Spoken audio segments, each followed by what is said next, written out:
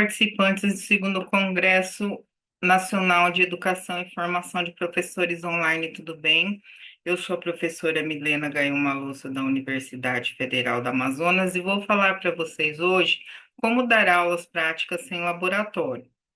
Falando um pouquinho de mim, eu sou licenciada e bacharel em Ciências Biológicas pela Universidade Federal do Amazonas. Eu tenho licenciatura e bacharelado em Biotecnologia na área de plantas medicinais e atuo com educação em nível do ensino fundamental e médio. Atuei por 10 anos, né, de 1994 até 2004, quando me concursei na Universidade Federal do Amazonas. E aqui também trabalho no curso na área dos cursos de licenciaturas, né, em Química, em Biologia, em práticas de aprendizado em Física também, né, então cabe bem aqui dentro desse contexto do que nós vamos conversar hoje. Então, assim, ó, sem laboratório, com pouco tempo e recursos limitados, parece impossível dar aula prática, né? Aí a maioria dos professores pensam se realmente não dá para fazer, mas dá, tá? Dá e dá para fazer com coisa que a gente tem em casa, dá para fazer com coisa barata, né? Fala assim, às vezes, não dá para pedir para o aluno trazer, né? Porque a escola é pública e os alunos são de famílias não muito abonadas. Meu salário é pouco, não dá para eu ficar comprando, né? Esse tipo de material, mas, gente, dá para fazer materiais básicos que a gente tem em casa, como eu vou mostrar aqui, tá bom? Então, falando um pouquinho da teoria, né? As atividades experimentais durante o ensino médio, principalmente nas disciplinas ligadas às áreas de ciências da natureza, como química, física e biologia, são extremamente importantes. Para quê? Para que eles façam uma associação do conteúdo teórico com aquilo que ocorre na prática, tá? Às vezes eles têm muita dificuldade de ver. Quando, por exemplo, você fala assim de eletromagnetização, não consegue, né? Às vezes o aluno ele não consegue fazer o tipo de correlação de que houve um ordenamento de prótons e elétrons e por isso um bastão de vidro gira quando você coloca um pano, né, que está com uma carga elétrica sem relar no vidro. Então, para eles nem sempre é muito fácil de compreender, embora aquilo esteja desenhado na apostila, esteja mostrando as carguinhas. Se você fizer, ele vai compreender. Aí a gente vai ver como que faz isso daqui. Eu fiz montando com cadeira em sala de aula, muito simples e muito barato, tá? Então, os experimentos não só estabelecem uma conexão com o conteúdo teórico ministrado durante as aulas, mas também despertam nos alunos um caráter investigativo e reflexivo a respeito das leis e fenômenos naturais, ou seja, eles vêm acontecendo, aí eles ficam pensando, mas por que que está acontecendo? Como é que está acontecendo? Como que eu posso refazer isso daí? Como que eu posso utilizar isso em favor? E aí a gente tem o desenvolvimento tecnológico, né, aqui no nível superior, tirando por base essa curiosidade que eles têm lá no ensino fundamental, e ensinando eles a pensarem como resolver, a gente tem professores, pesquisadores de ensino superior, né, assim que começa. Então, a Base Nacional Comum Curricular, que é o BNCC, aponta como uma das competências gerais da educação básica o exercício da curiosidade intelectual. Olha, o que está acontecendo, por que está acontecendo, como que está acontecendo. Que é uma abordagem própria da ciência, né? Incluindo a investigação, então, como é que faz, como é que resolve, né? A reflexão, por que está acontecendo, como que acontece, como que dá para repetir a análise, olha que como que eu cheguei a esse resultado está correto? Será que eu sempre vou ter esse resultado, né? Vamos testar de novo para ver se vai dar o mesmo resultado, né? Que é para formular hipótese, para formular problemas, né? Aí vamos tentar criar soluções para esses problemas. Aí já dei um passinho para entrar lá para dentro da universidade para fazer os nossos programas de iniciação científica, os nossos PIBICs, porque o cara tá com um pezinho na pesquisa, né? O aluno aí, o cara que eu falo é o aluno. Então, assim, inclusive as pesquisas tecnológicas com base em de diferentes áreas de conhecimento, né? Então, aí, assim, a gente vai proporcionando, né, aulas práticas, vai fazendo eles terem esse questionamento e gosto por áreas específicas. né? Então, as atividades experimentais constituem um ponto crítico prioritário na análise dos problemas e na proposta alternativa para o ensino dessa matéria, que exige para o seu estudo atividades experimentais, não sendo aconselhável com que os alunos aprendam química, física e biologia sem passar por atividades práticas, foi o que eu falei. Cara, não adianta você dar teoria em cima de teoria em cima de teoria sem dar nada prático, sem mostrar isso funcionando no meio ambiente, isso funcionando sem mostrar ali no, né, o funcionamento no mundo vivo dele. É muito simples de fazer isso, né? Dessa forma, torna-se indispensável incrementar aulas direcionadas à parte experimental. Então, uma vez bem planejadas, ó, se você pegar o livro e planejar bem o que que você vai fazer aqui, você vai conseguir incentivar os alunos promovendo pensamento crítico, curiosidade, habilidade de resolver problema e tornando o conhecimento mais interessante para eles, porque hoje em dia a gente não quer mais aquele aluno tradicional, né? Aquele aluno receptor de conhecimento. O professor despeja o conteúdo que ele sabe e o aluno tem que decorar e responder, né? E responder aquilo lá e saber repetir. Não é isso. Hoje em dia a gente quer aluno que consiga processar a informação, né? Ele pega a informação, processa, aprende e vê como utilizar, não só naquilo que ele aprendeu, mas em outras coisas, né? Que as tecnologias, as novas profissões estão vindo com essa necessidade, né? Da multiprofissional, multi-intelectual, multiusual, multifuncional, né? Não existe mais aquele especialista como tinha na nossa época. Os alunos hoje em dia têm que ser multi, né? No entanto, algumas dificuldades podem surgir para o desenvolvimento de tais práticas. Uma delas é a ausência de laboratórios de ensino ou espaços físicos adequados para atividades experimentais nas escolas públicas. Então, segundo dados coletados no Censo Escolar de 2018, que foi o mais antigo, mais recente que eu achei, somente 37,5% das escolas estaduais e 28,8% das federais contavam com laboratório de ciências do ensino médio. Esse dado certamente aumentou, tá? Porque pelo menos em escolas federais, nas IFES, não diria em todos, mas em 98% tem laboratório de ciências, de ensino de ciências e até alguns laboratórios de ensino de áreas técnicas específicas, né? Então, nesse contexto, é necessário o uso de estratégias criativas para a implantação de experimentos científicos, mesmo sem laboratório. Ah, não tem laboratório, não vou dar aula prática? Vai. É muito fácil de fazer, quer ver? Né? Então, assim, ó, muitos pensam que as atividades práticas de química, física e biologia em nível médio exigem sempre um alto investimento, inacessível à grande maioria das escolas. No entanto, é possível realizar experimentos de grande utilidade com materiais simples. É até conveniente trabalhar com materiais pertencentes ao cotidiano do aluno, porque ele percebe que a química, física e biologia estuda o seu mundo, não sendo, portanto, uma ciência hermética e inacessível. Olha, você pega lá esses meninos, né, que pode ser crianças do ensino fundamental ou médio, e leva eles lá para o pátio, leva num jardim, leva em um lugar que tem planta, vai mostrar os diferentes tipos de planta, mostra que tem minhoca no solo, mostra que tem insetos, mostra que ele tem animais, mostra que ali tem um ecossistema funcionando, que tem um animal comendo uma planta, um animal comendo esse outro animal que comeu a planta para tratar de questões ecológicas. Olha, você pode tentar mostrar gramas fixando raízes de gramas fixando planta no solo, né? Mostrando que a raiz é 3 vezes do tamanho da altura da grama. Então, assim, tem tanta coisa que dá para fazer, né, no meio ambiente de biologia, né, de prática de biologia que, assim, é só levar, né? Geralmente, os livros didáticos, eles dão a deixa de como fazer, eles dão lá um roteirinho de aula prática, basta seguir, tá? Então, essa palestra, ela apresenta algumas atividades experimentais que foram por mim, professora Milena, realizados ao longo do ano de 2024, na Escola Estadual Maria Almeida do Nascimento, localizada no bairro Espírito Santo, em Amazonas, tá? Isso deve fazer parte de um projeto de extensão de levar aulas práticas para escolas de ensino médio que não tem laboratório, né? Então, assim, era bem esse o objetivo do meu projeto de extensão universitária.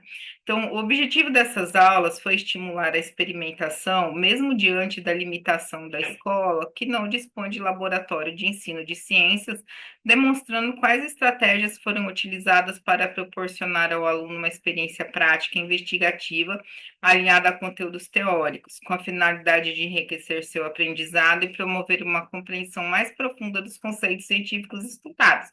Vamos sedimentar o conhecimento com a prática.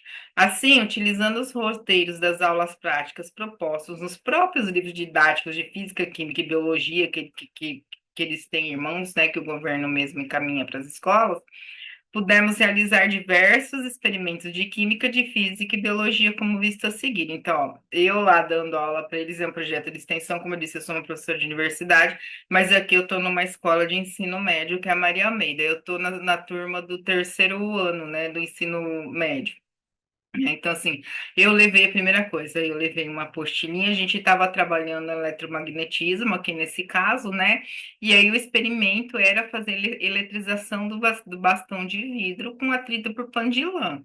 Um pano de lã. Então, ó, a primeira coisa que eu fiz, eu levei a apostilinha lá, aí depois eu expliquei a teoria para eles, aí a gente, o bastãozinho de vidro ele tinha que estar pendurado, e eles precisava estar num lugar onde ele pudesse girar, né? Aí, o que que nós fizemos? Numa das salas de aula tinha um retroprojetor, nós pegamos um barbante que é neutro, amarramos o bastão de vidro, pegamos esses paninhos alaranjadinhos de fazer faxina em casa, de tirar pó, né, que é que aquilo lá ele eletromagnetiza, e aí a gente esfregou o bastão de lã, né? Aí as cargas negativas ficaram no pano, as positivas imantaram o vidro. Aí a gente chegava com o pano de lã perto do bastão, sem relar, e o bastão ia girando. Eles piraram quando eles viram que isso acontecia, porque eles entendiam que era por conta de repulsão de carga elétrica, tá? Aí eu fui lá no outro terceiro ano, já não tinha onde pendurar, falei, não, por isso, a gente vai botar duas cadeiras uma em cima da outra, né? Amarramos aqui um barbante nas duas cadeiras, amarramos o bastão aqui, ó, um bastão de vidro que eu peguei lá no meu laboratório, também não é difícil de você conseguir isso. Daí você pega qualquer coisa de vidro aí que, né, que você consiga imantar.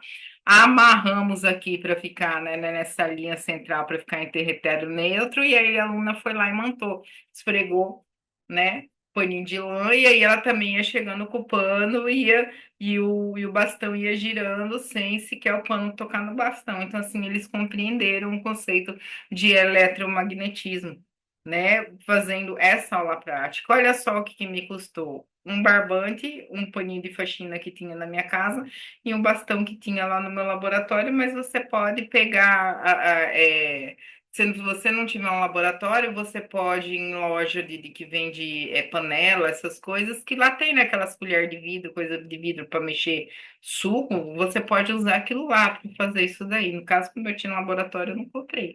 Tá aí o paninho de faxina eu tinha em casa, era um paninho que estava usado, lavado, levei esse daí mesmo e tinha também um barbante em casa. Levei lá e fiz a aula com eles. Uma outra aula que eu fiz com eles foi a de qualificação de pH. Aqui eu não estou mostrando dentro da sala de aula, mas eu estou mostrando aqui na minha casa, porque era um teste que eu estava fazendo para ver se dava certo, para depois levar lá para eles, né? Então, assim, eu precisava compreender o funcionamento do negócio, ver se daria certinho, para não ter nenhuma falha lá na hora da execução, mas nós fizemos na escola também. Então, esse daqui é um experimento de identificação de pH de diversas substâncias com indicador usando o repolho roxo como indicador. Então, a gente pegou lá, lá no livro, estava mandando a gente pegar várias coisas, né? O limão, o álcool, bicarbonato, sabão em pó, detergente, açúcar e leite. E aí a gente usa o repolho roxo, filtrado, né? Batido em água filtrado para servir como indicador de pH. Então, tá mostrando lá as etapas que tinha que fazer, né? Que tinha que pegar o repolho roxo, já tinha 1 litro de água aqui no liquidificador, aqui em casa, né? Pegava o repolho roxo, rasgava ele em pedacinhos pequenos, batia lá no liquidificador, filtrava. Eu filtrei num copo com papel melita mesmo, não precisa ter, né, nenhum filtro especial de laboratório. E aí você fica com um copo de água batida com repolho roxo filtrado, né? Aí na sequência, como que é feito o experimento? Você pega cada uma dessas, numera os copinhos de 1 a 7, de 1 a 10, de quantas substâncias você quiser testar, no caso aqui foi 7, né? Então, eu numerei que o limão era no copo 1, vinagre no copo 2, o bicarbonato no 3, o sabão em pó no 4, o detergente no 5, o açúcar comum no 6, não precisa ser glicose, né, sigma de laboratório, eu comprei, ó, glicose de açúcar de mercado, né, e leite, pode ser o líquido, mas aqui em casa eu tinha leite em pó, né, eu diluí leite em pó. E aí embaixo, o que era necessário diluir em água, tipo o bicarbonato era um pó, eu precisei diluir em água, né? O sabão em pó também precisei diluir em água. O detergente também precisou diluir em água, o açúcar precisou diluir em água e o leite também precisou diluir em água. Então, o que eu fiz? Peguei a água filtrada mesmo, né, da água dessas que a gente compra de galão, filtrei, né? Misturei ali e na sequência fui jogando a solução de repolho roxo. Então, veja bem, as substâncias foram mudando de cor. Olha lá, o limão ficou vermelho, o álcool ficou rosa. Eu não me lembro qual que era a terceira, só o bicarbonato, ele ficou um azul mais escuro, o sabão ficou ficou meio que verde, ó, foi ficando verde. Aí eu fui colocando lá nas substâncias aqui, ó, e elas foram mudando de cor. Aí lá no final, olha, cada copinho, né, de substância ficou com uma cor diferente, ó, o leite ficou lilás. E aí, como que a gente faz, né? É óbvio, eu não vou dizer qual é o pH 2,3, não é isso. Eu vou lá no final, eu vou pegar o quê? Uma escala de pH alocrômica, né? Que é essa escala aqui, e vou comparando a cor, né? Das substâncias do meu copinho, e vou falar assim: ah, esse um aqui, ele tá mais ou menos nessa substância 1, que é o limão, ele tá aqui numa cor que está muito parecido com o zero, então ele está entre o 0 e 1, né? Ó, já a substância 3 ela já está aqui, que é o bicarbonato, ela já está aqui no 12, né? Ó, aqui, dessa substância aqui, que é, nem sei o que que é isso aqui, deixa eu ver o que que era. O, aç- o detergente tá aqui, ó, tá roxando, tá aqui no 13, né? Ó, o leite tá lilás, o lilás tá aqui pelo 14. Então, assim, a gente consegue qualificar o pH, dizer se ele é ácido, se ele é básico, se ele é neutro, tá? A gente teria aqui o verde um pouquinho neutro, né? Daquele tá no 10, porque eu enchi muito sabão em pó para ter posto mesmo, mas ele ficaria aqui entre 7 e 9, mais ou menos. Então, assim, eu não sei dizer exatamente qual é o pH, mas eu sei dizer que ele é ácido, neutro ou base, só não sei quantificar, mas eu consigo qualificar, tá? Um outro experimento que a gente faz em química é de identificação catiônica. Pode ver, eu tô com a mesma roupa porque eu estava testando, peguei um sábado e fui testar essas coisas em casa para depois fazer isso daí com eles durante a semana na escola, né? Então a gente tem um teste que chama teste de chama, que é para testar cátions e ânions, né? Então aqui no caso eu usei íons de sódio, que é o tal, né, do NaCl, que é o cloreto de sódio, íons de potássio, que é o cloreto de potássio, e usei o bicarbonato de sódio, que é HCO3-1, né? Que eu usei aqui um sorrisal. Então, o que que eu fiz? Eu peguei o NaCl, que é o sal de cozinha, botei numa. Eu peguei uma colher comprida, né? Que a gente chama de espátula de laboratório, mas você pode fazer com uma colher que tem um cabo que não vai te queimar a mão. Você pode pegar uma colher com cabo de plástico, desde que a colher tenha metal na ponta, né? Põe um pouquinho de sal e coloca lá na chama. Então, como dá para averiguar aqui, ó, a chama ficou de cor alaranjada. Aí eu já peguei cloreto de potássio, que é vitamina K. Comprei comprimido de vitamina K, abri uma cápsula, botei ali na colher e botei a colher na chama. Como dá para ver, a chama ficou roxinha, ficou lilás. E peguei bicarbonato, no caso eu usei o Sonridor, né? Poderia ter usado o pó de bicarbonato, mas como eu queria ver se soltava gases também, para fazer comparação com o líquido, o que que eu fiz? Peguei o bicarbonato, taquei no fogo e vi que a chama ficou amarela, né? Então, assim, cores de chama amarela demonstram desprendimento de gases diferentes, né? De íons e íons diferentes. Tá bom? Então, assim, são formas que a gente tem de demonstrar como observar esse tipo de coisa na natureza, tá? Uma outra coisa que é bem interessante também para quem não tem laboratório são os laboratórios virtuais, embora Lula tenha agora, né, feito uma lei de que não podemos levar celular em sala de aula, a gente, se não tiver sala de informática, pede autorização dia para o gestor da escola se pode levar ou não, ou leva você o seu celular, dá um jeito de projetar no retroprojetor lá e mostra simulações. Tem um site que é esse www.pet.colorado.edu. Aí a gente bota aqui barra PTBR, que é para ele estar em português. Ele é um site gratuito, tá? Pode acessar tranquilamente. Essa é a página inicial dele, a interface dele, né? Aí você vai vir aqui em simulações, né? E aí vai mostrar se você quer simulação de física, de matemática, e estatística, de química, de terra e espaço, de biologia, né? Enfim, você vai ver o que você está procurando. Eu, no caso, eu coloquei as de química aqui, que é o que eu mais estava tentando trabalhar. Então, quando você clica ali em química, vai abrir essa página aqui. Você pode falar assim: ah, eu quero trabalhar com questões de eletricidade, ímãs e circuitos. Você clica aqui, ele já acha. Tá, os experimentos que falam sobre isso, mas eu coloquei aqui todos os experimentos que tem na página de química. Então, a gente tem lá, ó, para montar um núcleo. A gente tem experimento que fala de densidade, são joguinhos. Você clica ali, vai abrir um joguinho, tem as instruções de como fazer, e aí vai rodando o joguinho e os alunos vão entendendo como funciona, né? Olha lá, tem a Fourier construindo ondas, um monte de moléculas, vai falar de fusão, introdução de gases, propriedades gasosas, espectros de corpo negro, formação de energia e transformação, lei de Coulomb, polaridade de molécula, estado de matéria, sólido, líquido, gasoso. Isso daqui é muito legal de fazer com os meninos, tá? Estado da matéria também, aqui já é por pressão. Tá, aqui é por temperatura, interações atômicas, né? Aí vai falar de reações químicas, o espalhamento de Rutherford, vai falar de isótopos e massa atômica.